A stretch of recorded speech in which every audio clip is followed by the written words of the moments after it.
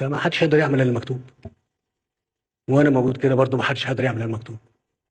ما حدش هيقدر يقرب لمصر الا بالمكتوب.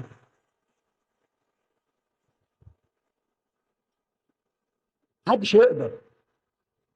بس احنا نبقى كويسين، ومن ضمن الكويسين اخذ بالاسباب. فنرجع تاني للموضوع دوت. احنا ما فيش اللي في سينا هم بدأوا، في القاهرة وفي الجمهورية هم بدأوا.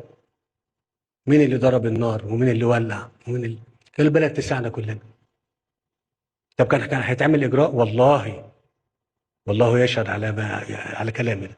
لو كانت ناس سكتت ولا طب اعملوا انتخابات زي ما كنا مقررين، كنا عملنا انتخابات وينزل فيها الله يرحمه الرئيس مرسي، ويوافقوا ان انتوا عايزينه تاني. خلاص بقى اسكتوا. طلعتوا ليه؟ ما انتوا عايزينه اهو. ما نجحش خلاص يبقى ماء وجهه ما فيش، وماء وجه الناس اللي كانوا موجودين. لكن ربنا يكفيكم شر عمل بصيرة.